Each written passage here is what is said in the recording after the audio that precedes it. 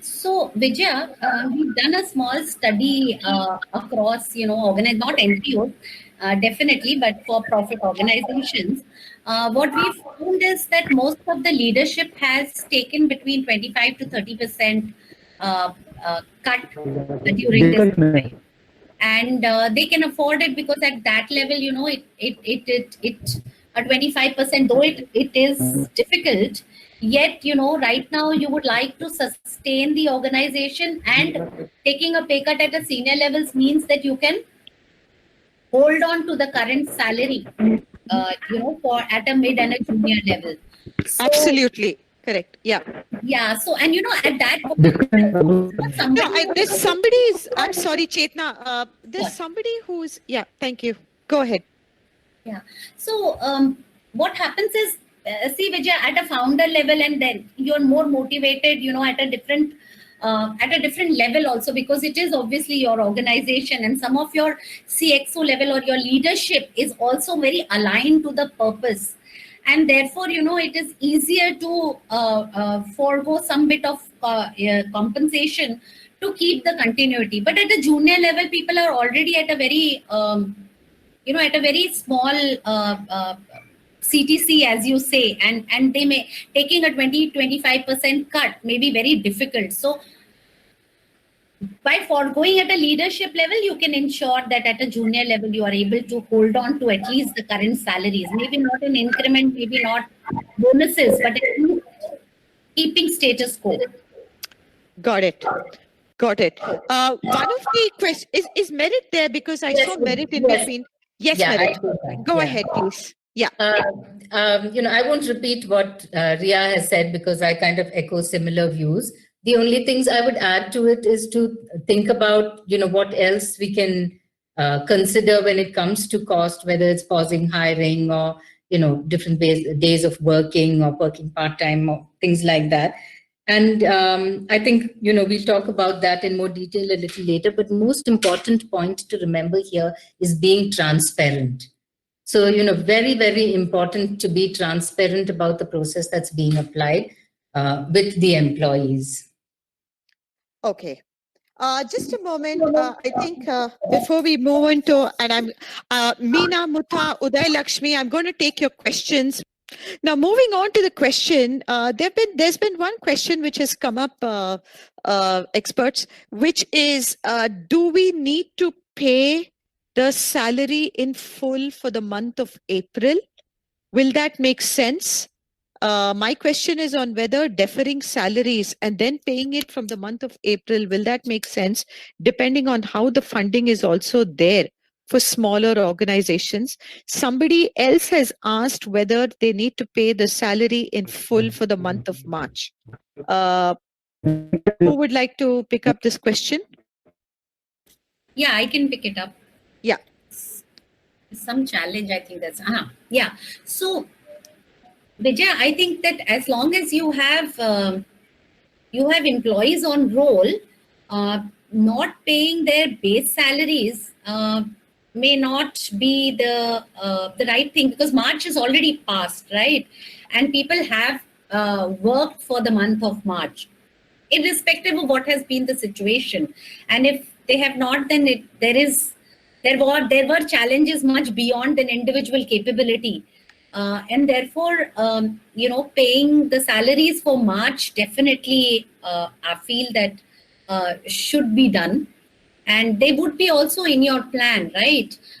Because it's not that suddenly, the funds would have dried up. For somebody was asking about April, I was just checking on the chat. I think April, we need to look at our business model and going forward, and whatever may be the discussion uh, or the way ahead that you're planning. I think you need to inform your team members in case there is a deferring, and for people to have that confidence that yes, it will be paid later on, or then taking a call on how the business model will be going ahead. And in case you need to ask people to move to a different model, maybe with a lesser base salary and more of more of a, a performance related Linked some, incentive. yeah.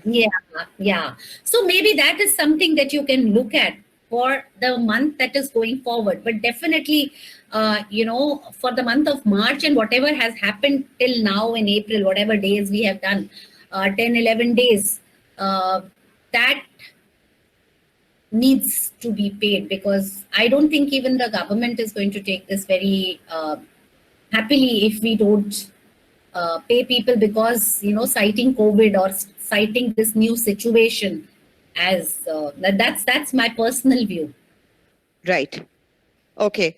Vijay, this is Ria. I was just looking up the advisories just to see what has been shared officially in terms of government regulations. And I echo what's been shared. I think March salaries have to be paid out in full. The other alternative that organizations can look into for April is one option is defer, so pay 50% of the salary now and 50% a little later. The third option is to have a conversation with the employees and pay what is legally compliant in terms of your basic HRA and DA. That is the base on which your PF calculations, your gratuity, all of those things are done. So at the very minimum, that amount needs to be paid out and cannot be deferred. You can pay the bulk of the rest of the salary later when operations start, or when the operating model changes, or when a decision has been taken about if the employee will continue. So yes, in some format, a percentage of the April salary does need to be paid, but I do think organizations can take that call, also in conversation with their staff. Right. So there is, I think the practical difficulty, and I'm just speaking on behalf of all the nonprofits. I could be generalizing here. Look, I think the fact of the matter is that there is going to be a funding crunch this year for various reasons. I think businesses with profits being down, they are not going to have that kind of CSR spend. Even if they did, there could be a diversion into COVID-19, which is already anyway happening. For circumstances like this, and you also have organizations which don't have those kind of corpuses which allow for drawing into the corpus, which is supposed to be emergency fund. Now, while it's not yet become an ordinance, we do know that a PIL is being made in a representation. And I think the Karnataka government is already kind of endorsing it about layoffs and so on. But in the extreme scenario that an organization, and participants, please forgive me, nowhere am I alluding to any of your organizations having this situation, but we do know that it is a real situation for many others. So please indulge me. It is not, speaking about each of your organizations that you represent. But what if organizations don't have that runway of financial capital or cushion beyond 6 to 8 months? What are the alternatives? The government says you can't. You don't want to kind of ask people to leave while there's a lockdown. As we speak, there's a new ordinance which has come up for trusts and societies, and in Maharashtra only, that every organization which is registered as a public charitable trust and a society in the state of Maharashtra will have to contribute a certain percentage. It's not yet an ordinance, but it's likely to be there soon. They have to contribute a certain percentage of their income towards the epidemic and disaster relief fund. So you have taxes to pay. You have these ordinances which are being placed. I'm not even going to go into the whole re-registration of 12A and ATG, which is being tabled at the finance bill. That I will reserve for the legal session. But what do organizations do if they don't have those kind of corpuses to lean back on?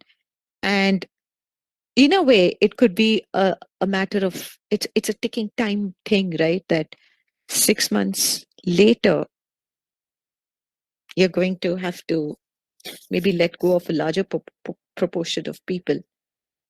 Is there any, again, we're only trying to understand what is the approach. So even to the three of you, Chetna, Merit, and Ria, I don't think nowhere are we saying that this is sacrosanct and this is the best way to do it. But I think we're just trying to understand, because I'm sure on this call, our people, our founders, our CEOs, our COOs, who are worried about this. So Merit, you want to go, and then Chetna and Ria will also speak. Yeah, Vijaya, I know it is a really hard, it's hard for everyone. And as far as possible, we want to delay and retain our employees as much as possible. And that you can see that rhetoric quite a bit on social media as well. The importance of trying to retain employees. So organizations are trying different things. While I know some are laying off, like you said, but there are organizations looking at whether it is senior pay reduction, which we already spoke about, whether it's looking at doing some analysis on the percentage of people contributing to the larger part of the cost, and therefore how we can manage that. Pay reduction across levels or some levels. Considering whether people would be willing to work alternate days is another option. And whether there's an option to realign roles, freezing recruitment. So these are all things that organizations are considering with the aim of trying to make sure that they retain their people and not have to take that decision of making them redundant. Another good practice that I have seen in the corporate industry work quite well, we're not under this circumstance, but for whatever reason, when there was a need to make people in a certain part, a team or something redundant, they've worked with other organizations to see if there are hiring needs in other areas or in other organizations, and they've worked together with them to then help place their people. That might be something that can be considered as well. Okay, Chetna? Yeah, hi, Vijay. So when we look at costs, there are a couple of costs that come, and any organization, whether it be for profit or not for profit, will have these, these large costs, and those are the costs that we need to see. So one large cost, because most of us are, in providing service. So, manpower cost is one of our biggest costs. And in the manpower cost scenario, what we need to look at is probably, from a business model perspective, which roles remain relevant and which become redundant. We can also look at the compensation structure. Are we looking at less fixed cost and more performance based, or may look at some of the perks probably getting a little on the lower side. Is there something that can be outsourced? That is something that organizations are also looking at, and this also comes from what Merit was saying. If people can be placed in other organizations, then the burden becomes a little less on the people cost or manpower cost perspective. The second large cost that we have generally is the infrastructure cost. So, does this work from home model work for us? And how much does it work for us? And what is the infra cost that we can save, at least for some time, till things come back to normalcy? That is something that we can evaluate. And the third one is, upskilling costs. So most of the learning costs, online learning is now moving to be the future. So is there something that we can do around those costs? So these are three large costs that, I see as, from a service organization perspective that come to us. And maybe looking at these three could help us relook at our business model structure and look at our cost structure. I agree with the